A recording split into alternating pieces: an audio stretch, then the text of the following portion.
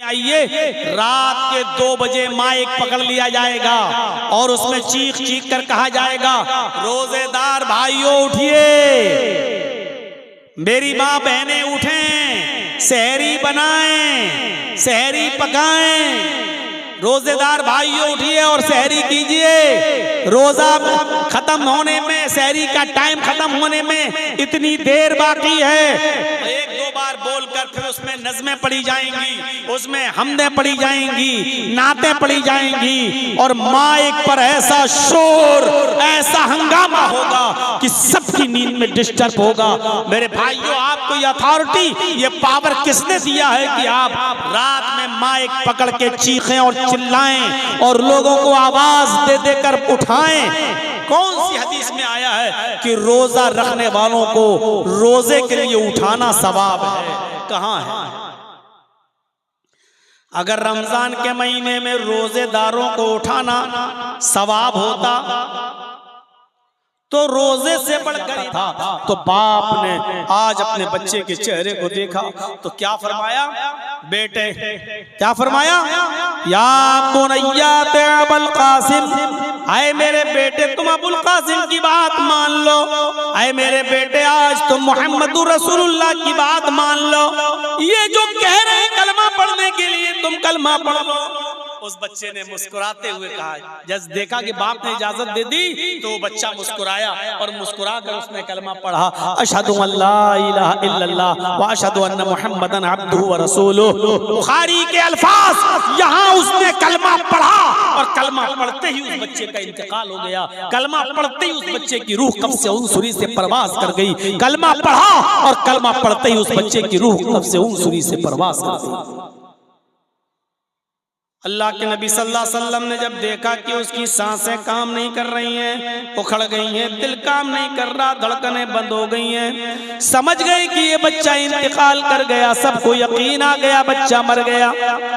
अल्लाह के नबी अपने जहां बैठे थे उसके सिरहाने के पास वहां से उठते हैं और खड़े होकर ये जुमले अदा करते हैं, अल्हम्दुलिल्लाहिल्लज़ी अनक़ज़हु अनिन्नार। तमाम अल्लाह के लिए जिसने इस बच्चे को जहन्नम की आग में जलने से बचा लिया। तमाम तारीफें उस अल्लाह के लिए जिसने इस बच्चे को जहन्नम में जलने से बचा लिया। कलमा पढ़ा और जन्नत का मुस्तहिक है। इस बच्चे ने कलमा पढ़ते कितनी नेकी की? कलमा पढ़ा और इंतकाल। अगर कलमा न पढ़ता तो कहाँ जाता? कलमा पढ़ा तो क्या नबी अकरम कह रहे हैं कि अल्लाह ने उसको जहन्नम से बचा लिया, और जो जहन्नम से बच गया इसका मतलब वो जन्नत का मुस्तहिक हो गया, यानी वो जन्नती बन गया। तो ये है ला इलाहा इल्लल्लाह। ला इलाहा इल्लल्लाह के ताल्लुक से एक चीज और बताऊंगा और उसके बाद दूसरी चीज पर आ रहा हूं मैं। मेरे भाइयों, ये तो थे पढ़ने वाले। असवद ने कलमा पढ़ा, ला इलाहा इल्लल्लाह, जंग में गया, शहीद हो गया, जन्नती। एक भी नमाज नहीं पढ़ी, एक भी रोजा नहीं रखा, जन्नती। इस बच्चे ने कलमा पढ़ा और मर गया, जन्नती। एक भी नमाज नहीं पढ़ी, एक भी रोजा नहीं रखा। ये है कलमा तैयबा, ये है कलमा ला इलाहा इल्लल्लाह। और आइए इसके बरअक्स मैं आपको एक और मंजर दिखाऊं, जिन्होंने कलमा नहीं पढ़ा उनका अंजाम क्या हुआ। चचा, नबी अकरम के चचा अबू तालिब, ये भी नहीं कि उनको मौका नहीं मिला था, मौका भी मिला था। पूरी जिंदगी नबी की खिदमत भी करते रहे और खिदमत भी ऐसी वैसी नहीं। अल्लाह के नबी जब पैदा हुए तो माँ नहीं, 6 साल के हुए उनकी माँ जब उनको उनके बाप की कब्र दिखला रही थी अपने शौहर की, तो शौहर की जुदाई में खुद उनकी रूह निकल गई और अटैक पड़ा और माँ आमिना का इंतकाल हो गया। 6 साल की उम्र में मोहम्मदुर रसूलुल्लाह ने अपने बाप ही की कब्र के पास अपनी माँ को भी देख लिया कि इंतकाल कर गई, माँ भी मुझे छोड़ के चली गई। दादा ने पाला अब्दुल मुत्तलिब ने, और 8 साल के हुए मोहम्मद रसूलुल्लाह, तो दादा भी छोड़ के चले गए। अब 8 साल से लेकर 25 साल तक, जब तक कि मोहम्मद रसूलुल्लाह की शादी नहीं हो गई हजरत खदीजा से, तब तक मोहम्मद रसूलुल्लाह को अबू तालिब खिलाते रहे, पिलाते रहे, पालते रहे, पोसते रहे, बड़ा करते रहे, जवान करते गए, यहाँ तक कि खदीजा से निकाह हो गया। उसके बाद भी अपने पास रखे रहे, यहाँ तक कि आपकी उम्र 40 साल हो गई और नबी बन गए। और नबूवत के बाद जब खुल्लम खुल्ला दावत और तबलीग का हुक्म दिया गया, तो आपने खुल्लम खुल्ला दावत और तबलीग का परचम लहराया। काफिरों ने मारा, सताया, तो अबू तालिब मोहम्मद रसूलुल्लाह को बचाते रहे।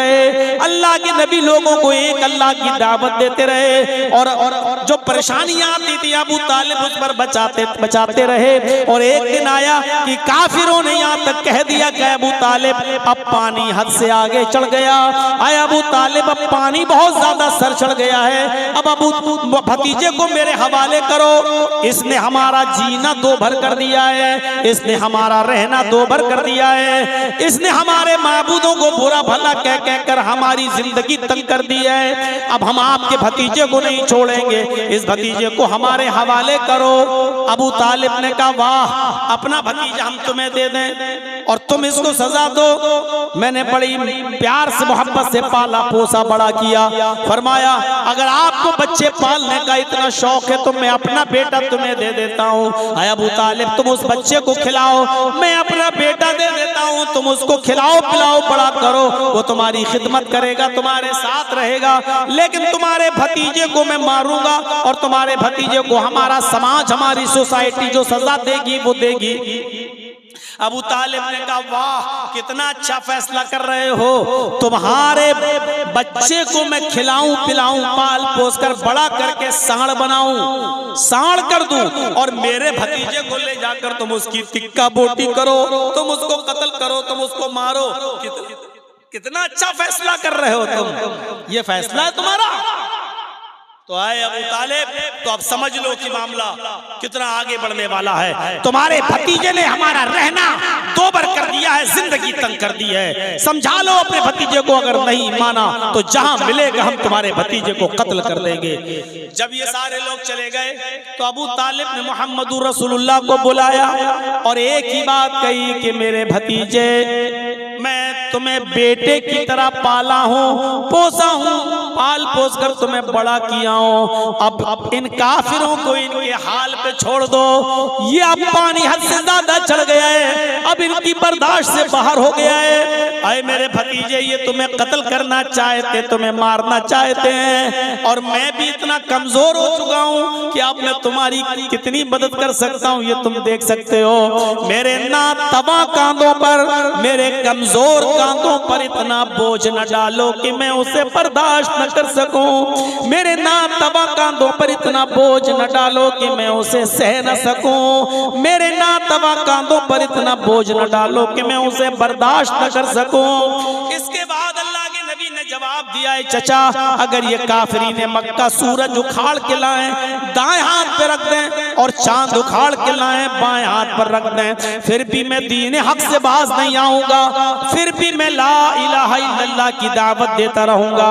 रही आपकी बात, तो आप अगर मदद न करना चाहे तो मत कीजिए, अगर आप अपना हाथ उठाना चाहते हैं तो उठा लीजिए, आपकी मर्जी है, लेकिन मैं तो दावत देता रहूंगा। ये कहकर आप जाने लगे तो भतीजे को आवाज देते हुए चचा ने भतीजे को आवाज दी। अपने भतीजे की आंखों में आंसू देके, मोहम्मद रसूलुल्लाह की आंखों में आंसू देके, तो चचा ने उनको आवाज दी और बुलाया, यब्ना अखी, आए मेरे भाई के बेटे, यानी आए मेरे भतीजे, इधर आओ। रोने की जरूरत नहीं है, अगर तुम्हें अल्लाह ने तौहीद की दावत देकर भेजा है, अगर तुम्हें ला इलाहा इल्लल्लाह का मिशन पूरा करना है तो जाओ, मैं तुम्हें इजाजत देता हूँ, खुलकर तुम दावत व तबलीग का फरीजा अंजाम दो। आए मेरे भतीजे, मेरी जिंदगी में कोई तुम्हारे ऊपर आंच नहीं आ सकती, मेरी जिंदगी में कोई भी तुम्हें टच नहीं कर सकता, मैं कमजोर हो गया हूँ, कोई बात नहीं, लेकिन अभी जिंदा हूँ, देखता हूँ कि मेरी जिंदगी में तुम्हारा कौन क्या करता है। जाओ तुम दावत का काम करो, तुम ला इलाहा इल्लल्लाह की दावत दो। इतनी मदद की थी चचा ने, अबू तालिब ने, इतनी मदद। लेकिन जब अबू तालिब के मरने का वक्त आया, आखिरी वक्त है, बूढ़े हो चुके हैं, आखिरी सांसें ले रहे हैं, तो उस मौके पर अल्लाह के नबी सल्लल्लाहु अलैहि वसल्लम ने अपने चचा से कहा, क़ुल या अम्मी ला इलाहा इल्लल्लाह, चचा ला इलाहा इल्लल्लाह कह दो। आए मेरे चचा, आखिरी वक्त है, इस बीमारी में कोई आदमी बचता नहीं है, आए मेरे चचा ला इलाहा इल्लल्लाह कह दो। चचा ने इनकार किया। अल्लाह के नबी ने फरमाया, क़ुल या अम्मी ला इलाहा इल्लल्लाहु फी उज़ुनी, आए मेरे चचा, अगर ये कलमा जोर से नहीं पढ़ सकते हो कि लोग सुन लेंगे और आपके मरने के बाद आपको ताने मारेंगे, अगर इसलिए नहीं पढ़ना चाहते हो तो कोई बात नहीं, मैं अपना कान आपकी तरफ बढ़ा रहा हूँ। आए मेरे चचा, मेरे कान में कह दो ला इलाहा इल्लल्लाह। देख रहे हैं, फी उज़ुनी, आए चचा मेरे कान में कह दो अशहदु अल्ला इलाहा इल्लल्लाह। सिर्फ धीरे से मेरे कान में कह दो।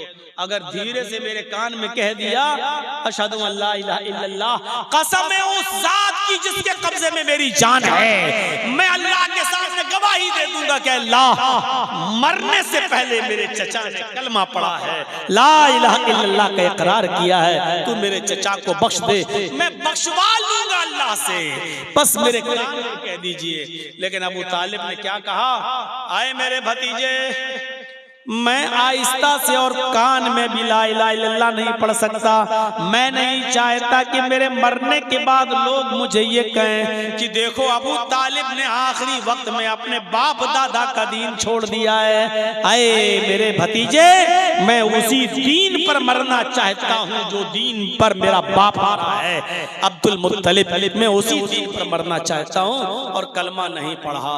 अबू तालिब का इंतकाल हो गया, अबू तालिब मर गए, लेकिन कलमा उनको नसीब नहीं हुआ। और जानते हो फिर क्या हुआ, जब कलमा नहीं पड़ा तो कहां गए, जहन्नम। हमदर्दी और मोहब्बत के नाते नबी अकरम ने अल्लाह को पुकार कर कहा कि अल्लाह मेरे चचा को बख्श दे, अल्लाह मेरे चचा ने मेरी बहुत खिदमत की है, अल्लाह मेरे चचा ने मेरा कदम कदम पर साथ दिया, लेकिन अर्श वाले ने वही भेजकर नबी अकरम को मुतनब्बह कर दिया, केयरफुल कर दिया। आए मोहम्मद, आइंदा अपने चचा के बारे में दुआए मग़फ़िरत मत करना, तुम्हारा चचा अबू तालिब हालत कुफ्र में मरा है और काफिरों को मैं जन्नत नहीं देता हूँ। तुम्हारा चचा हमेशा हमेशा के लिए जहन्नम में रहेगा अबू तालिब, उसको जन्नत की खुशबू भी नहीं मिलेगी। हाँ, तुम्हारी मदद किया, तुम्हारी हेल्प किया, तुम्हें दुश्मनों से बचाता रहा, इसके बदले में हम इतना जरूर कर देंगे कि तुम्हारे चचा को सबसे हल्का अजाब देंगे। जहन्नम में जहन्नमियों को जो अजाब देंगे उनमें सबसे हल्का अजाब हम तुम्हारे चचा को देंगे, लाइटली अजाब तुम्हारे चचा को देंगे, लेकिन तुम्हारे चचा को हम जन्नत नहीं देंगे, जहन्नम से नहीं निकालेंगे, जहन्नम में पड़ा रहेगा। अजाब हल्का देंगे लेकिन जहन्नम से नहीं निकालेंगे, हमेशा जहन्नम में रहेगा तुम्हारा चचा।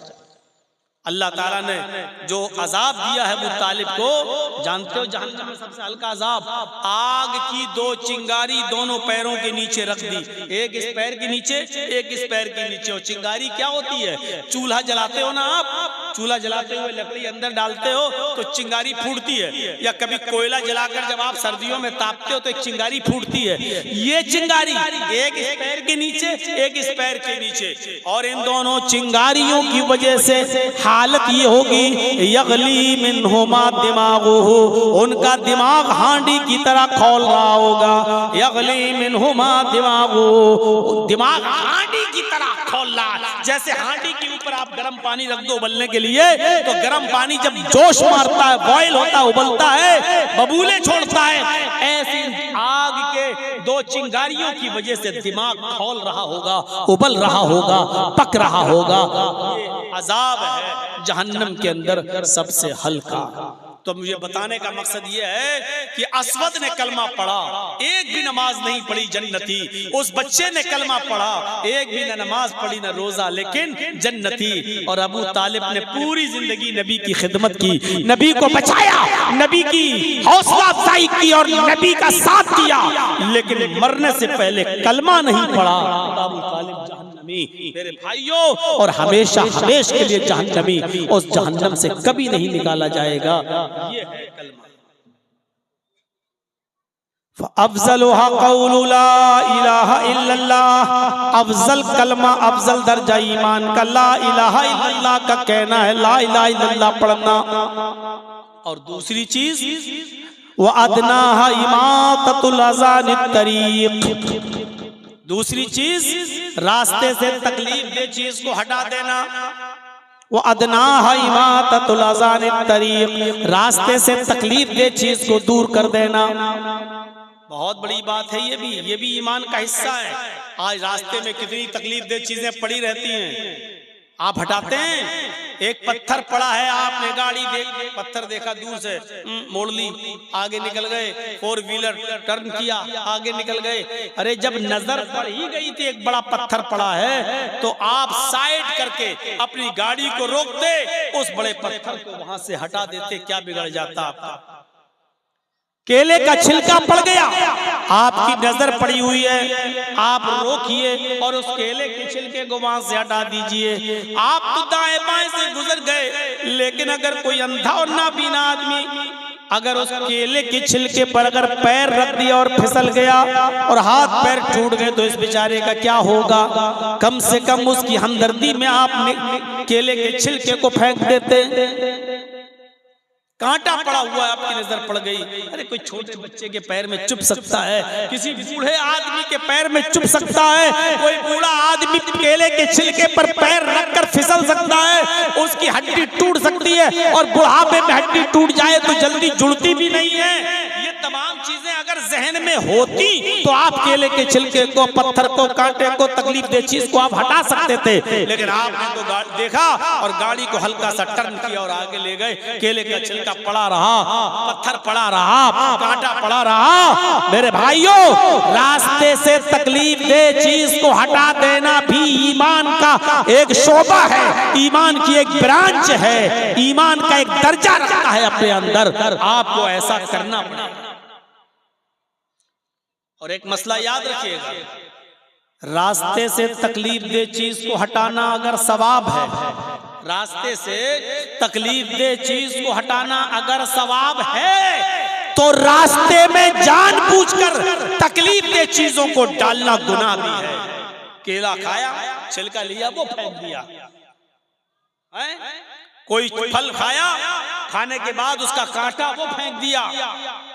इसी तरीके से रास्ता जो लोगों के गुजरने का है, चलने फिरने का है, गए और नाक ली, झाड़ दिया, वहां बलगम आया, दिया वहां। जो लोगों के आने जाने का रास्ता है, जो लोगों की गुजरगाह है, वहां ना लैट्रीन की जा सकती है, वहां ना नाक झाड़ी जा सकती है, वहां ना बलगम थूका जा सकता है, वहां ना कांटा फेंका जा सकता है, वहां ना केले का छिलका डाला जा सकता है, वहां ना पत्थर फेंका जा सकता है। अपने घर में झाड़ू लगाकर कूड़ा इकट्ठा करके घर के बाहर आम गुजरगाह पर नहीं डाला जा सकता है। ये लोगों को तकलीफ देने के जिम्मे में आता है, लोगों को तकलीफ देने के जुमरे में आता है।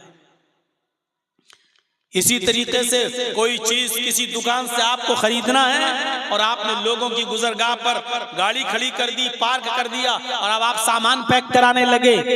दाल दे दो, चावल दे दो, धनिया दे दो, मिर्चा दे दो, हल्दी दे दो, नमक दे दो, मसाला दे दो, और उसमें आपको आधा घंटा लग रहा है, और आधे घंटे तक आपकी गाड़ी गलत जगह पर पार्क रही, लोगों को आने जाने में दिक्कत हो रही है और तकलीफ हो रही है।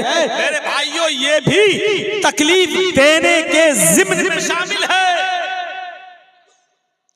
हमारे बेटे की या बेटी की शादी हो रही है, घर के बाहर हमने टेंट लगा दिया है, बारातियों को वहां ठहरा दिया है, लोगों का गुजरने का रास्ता है वो। अब लोग जब देख रहे हैं कि यहाँ टेंट लगा हुआ है, रास्ता गुजरने का है, अब 1 किलोमीटर दूर से और 2 किलोमीटर दूर चक्कर काट के बेचारे वो कहीं जा रहे हैं। रास्ता रोकना और रास्ते में टेंट लगा देना, रास्ते में कुर्सियां डालकर बैठ जाना और आने जाने वालों को तकलीफ देना, ये भी तकलीफ देने के ज़िम्न में शामिल है।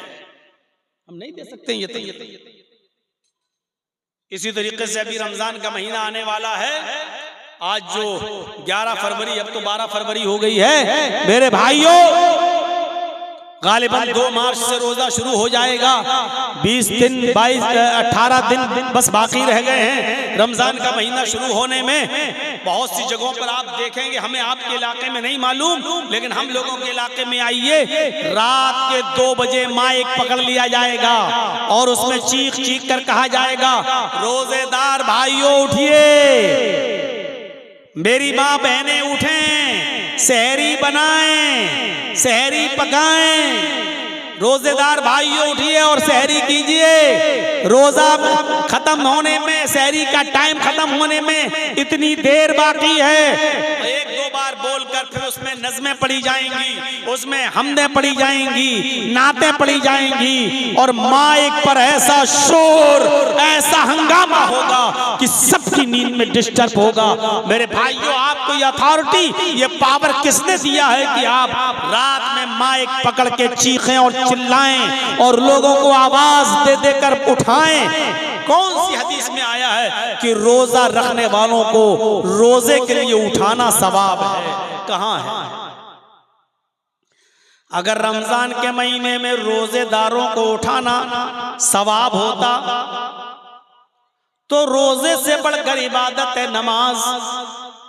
तब तो आपको हर फजर की नमाज से पहले, फजर की नमाज के लिए हर रात लोगों को उठाना सवाब होता, और आप माइक पकड़ पकड़ के कहते हैं फजर की नमाजियो, फजर की नमाज खड़े होने में इतना वक्त रह गया है, जल्दी आओ, आओ फजर की नमाज पढ़ने के लिए आओ। नमाज तो रोजे से बड़ी इबादत है। अगर नमाज के लिए लोगों को माइक लेकर उठाना जायज नहीं है तो मेरे भाइयों फिर रोजे के लिए आपको माइक पकड़ के लोगों को उठाना कहां से जायज हो जाएगा? अब आप कहेंगे क्या रोजेदारों को उठाना गुनाह है? अरे उठा दिया तो क्या हो गया?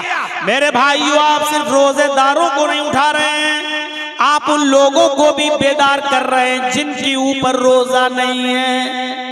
एक बूढ़ा आदमी है जिसकी उम्र 90 साल हो चुकी है, अब वो रोजा नहीं रख सकता है, कमजोरी है उसको, बहुत ज्यादा नकाहत है, कमजोरी है।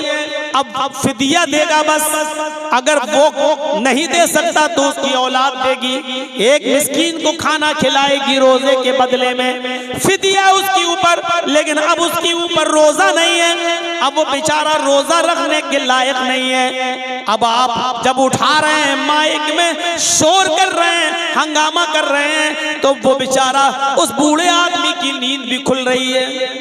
एक आदमी ने मुझे बताया, मौलाना रोजे के दिनों में हमारे इलाके के एक आदमी ने मुझे बताया कि मौलाना इतनी जोर जोर से शोर होता है कि हमारे बाप जिनकी उम्र 85 साल है उठ जाते हैं, बेदार हो जाते हैं, जबकि मेरे बाप का इलाज चल रहा है, वो माइंडली डिस्टर्ब भी हैं, अब उनका दिमागी तवाज़ुन ठीक नहीं है, माइग्रेन की बीमारी है, उनको नींद की गोली देना पड़ती है, उनको डिप्रान 10 mg की चल रही है, जब वो डिप्रान 10 mg की देते हैं तब उनको नींद आती है, जब वो सो जाते हैं। लेकिन अगर माइक की आवाज सुन लें तो उनकी नींद में डिस्टर्ब हो जाता है, फिर उनको कोई भी टेबलेट दे दो फिर नींद नहीं आती, और जब वो माइक की आवाज से उठ जाते हैं तो फिर बेचैन रहते हैं और पूरे घर वालों को फिर परेशान करते हैं। मेरे भाइयों, मुझे बताओ इस आदमी की इस परेशानी का जिम्मेदार कौन है?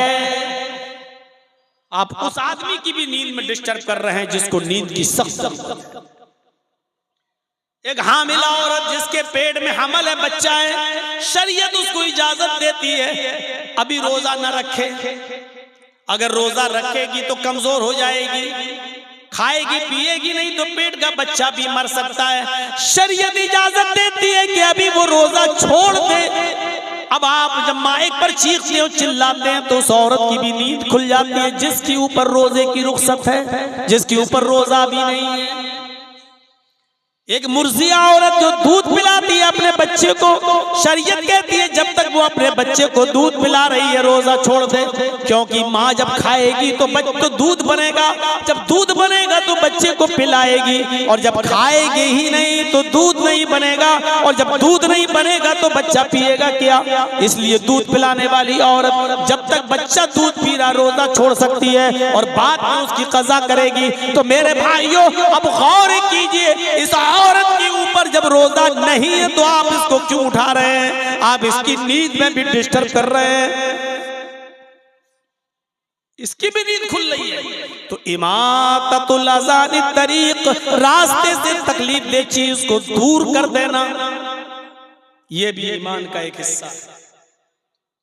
दो चीजें हो गई, तीसरी चीज पर हल्का सा इशारा करूंगा मैं, जरा गौर कीजिए तीसरी चीज क्या है। और इस तीसरी चीज का ताल्लुक हमारी माँ बहनों से भी है, हमारी माँ बहनें आई होंगी, जरा वो भी गौर करें। ये तीसरी चीज का ताल्लुक मर्दों से ज्यादा औरतों से है। वल हयाउ शुअबतुम मिनल ईमान, और हया ईमान का एक शुअबा है। तीन चीजें बताई थी, ला इलाहा इल्लल्लाह हो गया, इस पर इमाततुल अज़ा यानी रास्ते से तकलीफ दे चीज को हटा देना, इस पर भी मैंने थोड़ी गुफ्तगू कर दी। अब तीसरी चीज वल हयाउ शुअबतुम मिनल ईमान, हया शर्म भी ईमान का एक शोबा है।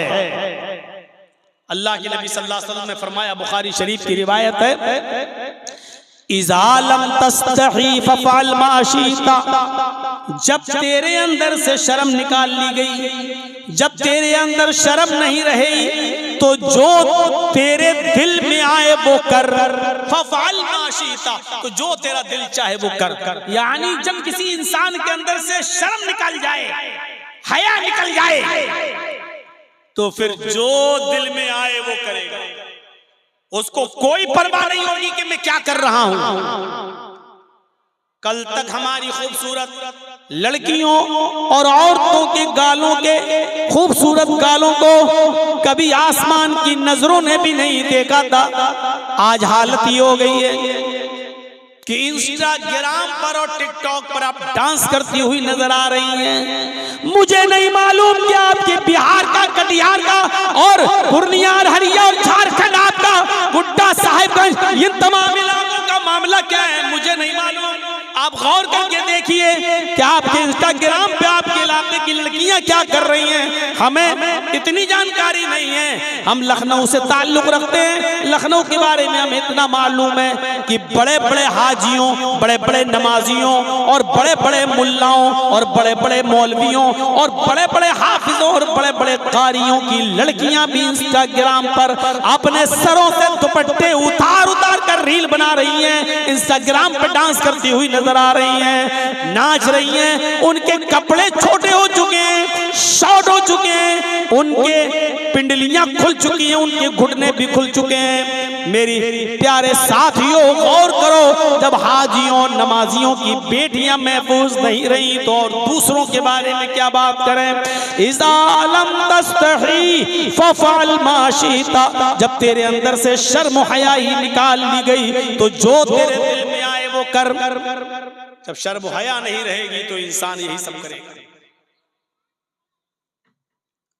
सोचिए तो सही, वेस्टर्न कल्चर ने हमें कहां पहुंचा दिया, मगरबी तहजीब ने हमें कहां पहुंचा दिया, पश्चिमी सभ्यता ने आज हमें कहां पहुंचा दिया। अब जब लड़की अपने घर में कैद रहने को और अपने घर में मुस्तकिल रहने को अपनी इंसल्ट समझने लगे तो फिर आप अंदाजा लगाओ कि ये हम और आप कहां जा रहे हैं। उससे कहो कि अपने बाप के लिए खाना बनाओ, सवाब है, अपने भाई को खाना खिलाओ तो सवाब है, अपने भाई के कपड़े धुल दो, बहन अगर धुल देगी तो क्या बिगड़ जाएगा। अफसोस है अगर बहन अपने भाई के लिए घर में खाना बना दे तो आज की अकल परस्ती कहती है कि औरत की जिल्लत है। अगर घर में अपने बाप के लिए खाना बनाकर उसको सर्व कर दे, तो आज की दुनिया कहती है कि ये देखो कि औरत को घर के 4 दीवारी में कैद करके रख दिया। और वही हमारी बहन, वही हमारी बेटी किसी क्लब में जाकर शराब की बोतल और बियर की बोतलें कस्टमरों के सामने और नाच और गाना देखने आने वाले लोगों के सामने सर्व कर दे, तो ये तरक्की। सोचिए तो, दिमाग लगाइए। हमारी बहन अगर हमारे लिए हमारे घर में कपड़ा धुल दे, तो ये दकियानोसी। और होटलों में जाकर काम करे और मुसाफिरों के लिए कपड़ा धुले, चादर धुले और उसको बेड बिस्तर पर बिछाए, तो ये तरक्की याफ्ता। हमारी बहन और हमारी बेटी अगर खाना लाकर हमें सर्व कर दे, तो दकियानोसी। लेकिन प्लेन के अंदर, फ्लाइट के अंदर जाई और प्लेन के अंदर वही स्कर्ट पहनकर अगर हमारी वही बहन और हमारी बेटी पैसेंजर्स के सामने खाना सर्व कर दे, उनके सामने ब्रेकफास्ट सर्व कर दे, तो तरक्की याफ्ता। इस अकल ने हमें कहां छोड़ा है? अपने भाई, अपने बाप के लिए, अपनी माँ के लिए, अपनी बहन के लिए खाना सर्व करना तो दकियानोसी हो गया, और बाहर वालों के लिए खिलाना पिलाना तरक्की याफ्ता होने, लड़की की तरक्की याफ्ता होने की निशानी हो गई। फरमाया इज़ा लम तस्तही फअल मा शि'ता, जब तुम्हारे अंदर शर्म हया नहीं रहेगी तो जो तेरा दिल चाहेगा वो करेगा। हमारी बहनों और बेटियों से जब शर्म हया निकाल ली गई तो यही सोचा गई। वरना मेरे भाइयों और करो, शरीयत तो यहाँ तक कहती है, और ये सबको मालूम है कि औरत मस्जिद में नमाज पढ़ने जा सकती है, इजाजत है, औरत मस्जिद में नमाज पढ़ने जा सकती है। बल्कि अल्लाह के नबी ने यहाँ तक फरमाया ला तमनउ अमा अल्लाहि युसल्लीना फिल मस्जिद, अगर तुम्हारी औरतें मस्जिदों में नमाज पढ़ने जाएं तो उनको हरगिज़ मत रोको, उनको जाने दो। अगर औरतें मस्जिद में नमाज पढ़ने की इजाजत मांगे तो दे दो, हदीस अपनी जगह पर है। औरतें मस्जिद में जा सकती हैं, मसला सुन लीजिए, औरतें मस्जिद में जा सकती हैं। दूसरी बात ध्यान में रखिए, अगर कोई औरत आपसे, आपकी बीवी, आपकी बहन बेटी अगर मस्जिद में नमाज पढ़ने की इजाजत मांगे तो आप उसको रोको मत, मस्जिद में नमाज पढ़ने की इजाजत दे दो, अपनी जगह पर सही। लेकिन इन तमाम चीजों के बावजूद शरीयत क्या कहती है? अल्लाह के नबी का एक हदीस और मौजूद है, इसके बावजूद आपने फरमाया औरत की अपने घर में नमाज पढ़ना मस्जिद में नमाज पढ़ने से ज्यादा बेहतर है। औरत मस्जिद में नमाज पढ़ने जा सकती है, औरत मस्जिद में नमाज पढ़ने जाए तो उसको बिल्कुल मत रोको, उसको रोकने का अधिकार मर्दों को नहीं है। लेकिन इसके बावजूद औरत से ये कहा जा रहा है, आए औरत तू अगर अपने घर में नमाज पढ़ती है तो ये तेरे लिए ज्यादा बेहतर है, क्योंकि तू मस्जिद में आने वाले मर्दों से दूर रहेगी। तू मर्दों से जितना दूर रहेगी उतना तेरे लिए बेहतर है। औरत की अपने घर में नमाज मस्जिद की नमाज से बेहतर है। उसके बाद फरमाया औरत का अपने बरामदे में नमाज पढ़ना, औरत का अपनी गैलरी में, अपने बरामदे में नमाज पढ़ना घर के सहन में नमाज पढ़ने से अफजल है। घर के सहन में तो कोई ना कोई आता रहता है, इसलिए बरामदे में नमाज पढ़ेगी तो और ज्यादा अफजल है। और इस टुकड़े पर गौर कीजिएगा, इस टुकड़े पर गौर कीजिएगा, औरत का अपने कमरे में, अपनी कोठरी में जिसमें वो अपने शौहर के साथ रहती है और रात में वो कमरा बंद कर लिया जाता है, यानी जिस कमरे में वो अपने हस्बैंड के साथ रहती है उस कोठरी में, उस कमरे में नमाज पढ़ना घर के बरामदे में नमाज पढ़ने से अफजल है। यानी वो औरत जो अपने कमरे में, घर के अंदर कोठरी में अंदर नमाज पढ़ेगी वो और ज्यादा अफजल है, क्योंकि वो मर्दों से उतना ही ज्यादा दूर रहेगी। घर में भी तो लोग आते जाते रहते हैं, कभी चचा का लड़का, कभी खाला का लड़का, कभी फूफा का लड़का, कभी मौसा, ये सब आते जाते रहते हैं, और पर्दा तो इनसे भी है ना, एक लड़की को अपने खाला के लड़के से भी पर्दा है, अपने चचा के लड़के से भी पर्दा है, अपने मामू के लड़के से भी पर्दा है, तो पर्दा तो इनसे भी है। और ये लोग तो घरों में आते जाते रहते हैं जैसे कोई मामूली बात हो। तो औरत का अपने कमरे में, अपने कोठे में, अपने बेडरूम वाले कमरे में नमाज पढ़ना बाहर आंगन में और बरामदे में नमाज पढ़ने से अफजल है। ये बताया है, ये औरत की शर्म हया होती है। अल्लाह के रसूल सल्लल्लाहु अलैहि वसल्लम ने औरत को इतना ज्यादा मर्दों से दूर रहने का हुक्म करते। इससे अंदाजा लगाइए शर्म हया का, औरत की शर्म हया का क्या माना हुआ, इससे आप अंदाजा लगाइए। हाँ, इसके बावजूद अगर कोई औरतें मस्जिद में आना चाहे पर्दे के साथ तो आ सकती है, कोई बात नहीं। लेकिन एक और नुक्ता देखिए, अगर तुम मस्जिद में जा भी रही हो तो जाओ, नमाज पढ़ने के लिए इजाजत है, लेकिन उस वक्त भी तुम्हारे लिए एक हुक्म है। अल्लाह के नबी के जमाने में औरतें मस्जिद में आया करती थी, हर औरत चाहती थी कि मैं मोहम्मदुर रसूलुल्लाह के पीछे नमाज पढ़ूं। नबी के पीछे नमाज पढ़ने का मकाम मर्तबा ही कुछ अलग है। तो हर औरत चाहती थी कि मैं नबी के पीछे नमाज पढ़ूं, और वो जाया भी करती थी और नबी के पीछे नमाज भी पढ़ती थी। उस मौके पर अल्लाह के नबी सल्लल्लाहु अलैहि वसल्लम ने पहली सफ की फजीलत बताई, मर्दों को खुतबा देते हुए पहले सफ की फजीलत बताई।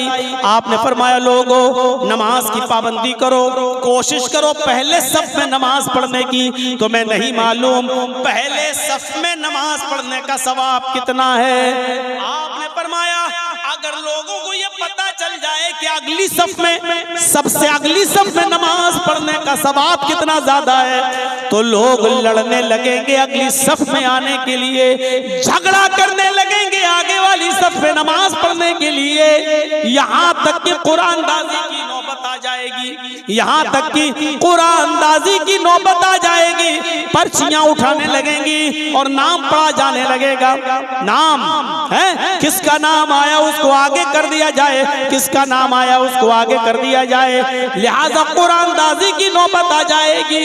इतना ज्यादा सवाब है अगली सफ में नमाज पढ़ने का कि अगर लोगों को बता दिया जाए कि इसका सवाब कितना है तो लोग लड़ने और झगड़ने लगेंगे अगली सफ के लिए।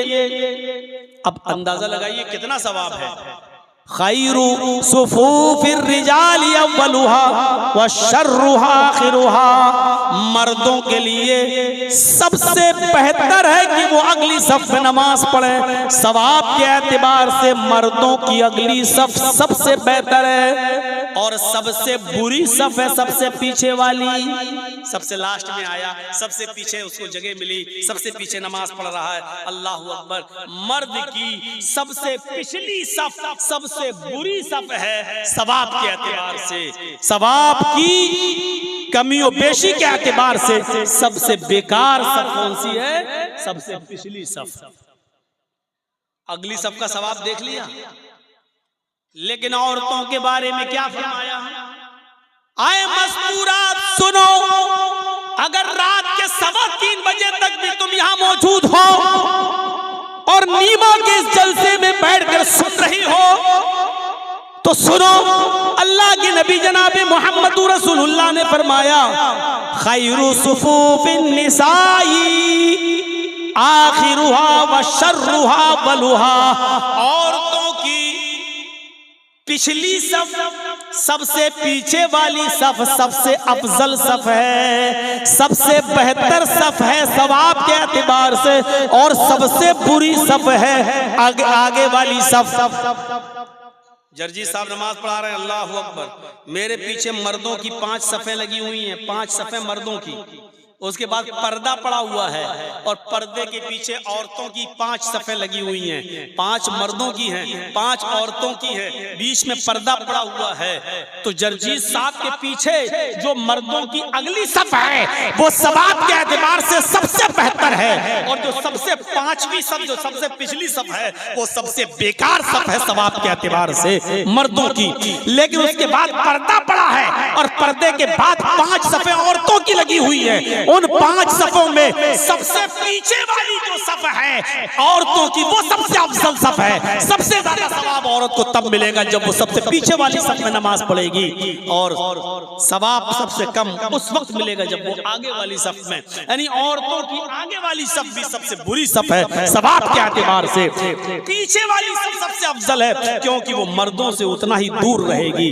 मेरी माओ, मेरी बहनों सुनो, जब मस्जिद के अंदर भी पर्दे के बावजूद तुम्हारी सबसे पीछे वाली सफ को सबसे अच्छी सफ इसलिए कहा गया है क्योंकि तुम मर्दों से दूर रहो। जब मस्जिद में मर्दों से दूर रहने का हुक्म है तुम्हारे लिए, तो शादियों में, ब्याहों में, रस्म रवाज में, कॉलेजों में, स्कूलों में और नेता नगरी में, बाजारों में और मार्केटों में और शादियों में तुम्हारा मर्दों के साथ एक साथ जमा होना जायज कहां से हो जाएगा, और तुम्हें इसकी परमिशन कहां से मिल जाएगी जब मस्जिद के अंदर भी पर्दे के बावजूद, पर्दा होने के बावजूद तुम्हारी पिछली सब सबसे अफजल है, आगे वाली सब सबसे बुरी है। तो फिर तुम्हें आम जगहों पर मर्दों के साथ खल्त मल्त होने की इजाजत किसने दे दी है? जलसों में मर्दों के साथ मेले और ठेले लगाने की इजाजत किसने दे दी है?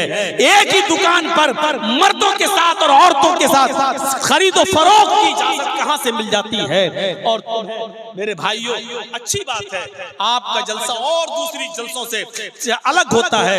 यहाँ पूरी कोशिश की जाती है कि औरतों का पंडाल अलग रहे, औरतों की दुकानें अलग रहें और लेडीज को किसी भी तरीके से मर्दों तक न आने दिया जाए। ये बेहतर चीज है, अच्छी चीज है मेरे भाइयों। कोशिश हर जगह के लिए ऐसी होनी चाहिए, लेकिन आम जगहों पर मैं देखता हूं और दूसरी जगहों पर जहां खल्त मल्त है, लड़के और लड़कियां एक ही साथ दुकानों पर खरीदो फरोख्त करते रहते हैं।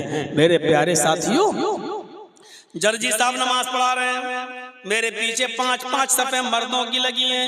एक रुकू के बजाय 2 रुकू कर लिया, 2 सजदों के बजाय 1 सजदा या 3 सजदे कर लिए, भूल गया। तो अल्लाह के नबी फरमाते हैं कि अगर मर्दों को मालूम हो तो मर्द सुभान अल्लाह कहकर याद दिला दें। पीछे जो लोग मौजूद हैं उनको चाहिए कि सुभान अल्लाह, अल्लाहू अकबर कहकर याद दिला दें। लेकिन मर्दों को भी मालूम नहीं, पर्दा पड़ा है।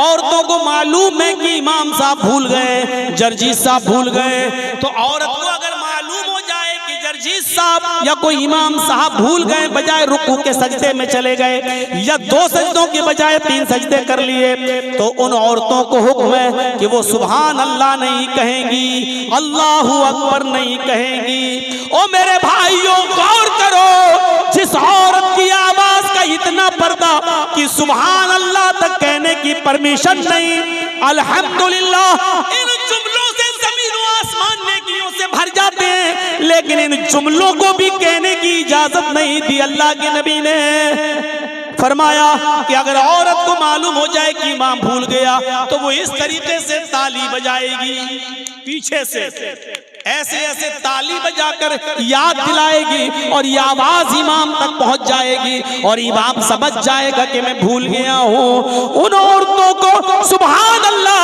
अल्लाहू अकबर जब कहने तक की परमिशन नहीं है, तो इंस्टाग्राम पे गाने गाने की और डांस करने की परमिशन किसने दे दी है? अपनी आवाज में गैरों तक अपनी आवाज को पहुंचाने की इजाजत किसने दे दी है? ये परमिशन कहां से आ गई? इज़ा लम तस्तही फफ़अल मा शि'त, जब तेरे अंदर शर्म हया नहीं रहेगी तो जो तेरा दिल चाहेगा वो करेगा। आज वही हो रहा है, आज वही चीज है सामने। और आखिरी चीज पर तवज्जो दीजिए, अल्लाह के नबी फरमाते हैं जब औरत से निकाह के मौके पर सवाल होता है, हमारे यहाँ तो ये होता है, आपके यहाँ क्या होता है मैं नहीं मालूम, जिस दिन बारात आ जाती है तो दूल्हा के निकाह से पहले लड़की के पास लोग जाते हैं, एक वकील होता है, 2 गवाह होते हैं। लड़की वालों की तरफ से वकील होता है और लड़के वालों की तरफ से गवाह होता है, या लड़की वालों की तरफ से वकील और लड़की, हालांकि शरीयत में वकील गवाह कुछ नहीं है, शरीयत में है ही नहीं। लेकिन यहाँ होता क्या है, एक लड़की वालों की तरफ से एक वकील और लड़के वालों की तरफ से 2 गवाह लड़की के पास जाते हैं और वहां उससे कहते हैं कि फला फला के साथ तुम्हारा निकाह किया जा रहा है, क्या इतने रुपए मेहर के बस क्या तुमने उस लड़के को निकाह में कबूल किया? अब वो लड़की खामोश है, शर्म की वजह से नहीं बोल रही। फिर उससे कहा जाता है निकाह कबूल किया। 2-3 बार जब लड़की खामोश रहती है तो उसकी सहेलियां आपस में कहती हैं कह दो हाँ किया, कह दो किया, कह दो किया। और जब तक वो बेचारी बोल नहीं देती कि हाँ मैंने निकाह कबूल किया, तो पूछा जाता, वकील पूछता गवाहों से तुमने सुना? गवाह कहते कि नहीं सुना। तो दोबारा बोलेगी लड़की हाँ मैंने निकाह कबूल किया। जब वो जोर से बोल देगी तब गवाह कहेंगे हाँ मैंने सुन लिया, तब लड़के का निकाह होगा। और ये गवाह कहेंगे हाँ मैंने सुना, लड़की ने कबूल किया। क्या जहालत और बर्बरियत है। ये वकील भी जाहिल, गवाह भी जाहिल। अरे तुम्हें किसने कहा था कि तुम उसके पास जाओ? अरे जब लड़की को शादी वाले दिन लड़के की तरफ से आए हुए कपड़े जब लड़की ने खुशी खुशी पहन लिए, समझ लो कि वो राजी है, समझ लो कि ये उसकी इजाजत है। और फिर भी तुम पूछते हो तो एक बार पूछो फला लड़के के साथ तुम्हारा निकाह किया जा रहा है, क्या तुम्हें कबूल है? वो नहीं बोल रही है, खामोश है।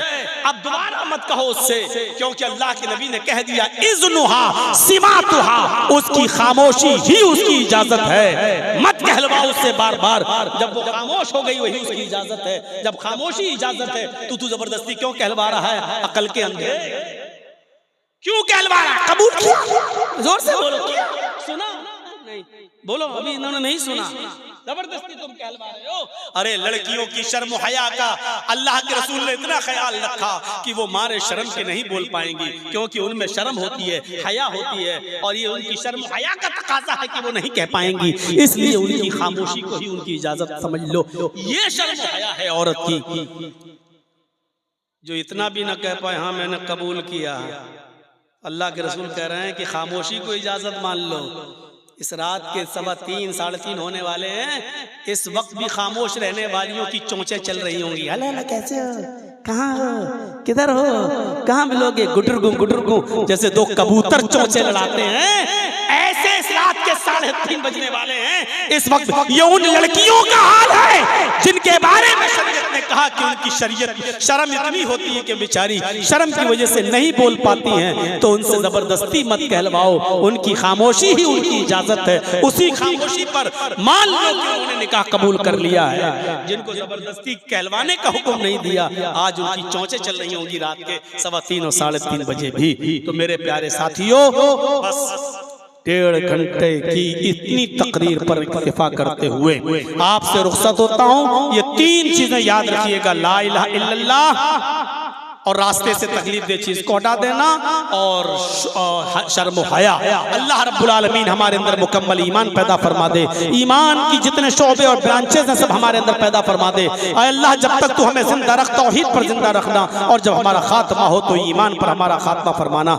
जितने लोग थे, मैं आया था, सबसे चाहे वो कम ही हो, लेकिन सबसे बड़ी खुसूसियत ये देखी आज मैंने कि जितने लोग बैठे थे, हम जब आए थे उतने बैठे रहे, उनमें से हमने एक भी कम होते हुए नहीं देखा। यही जलसे की कामयाबी की सबसे बड़ी दलील है। अल्लाह रब्बुल आलमीन आपको कल भी आने की तौफीक अता फरमाए, किताब और सुन्नत पर अपनी बातें सुनकर उस पर अमल करने की तौफीक अता फरमाए। वमा अलैना इल्लल बलागुल मुबीन व आखिरु दावाना।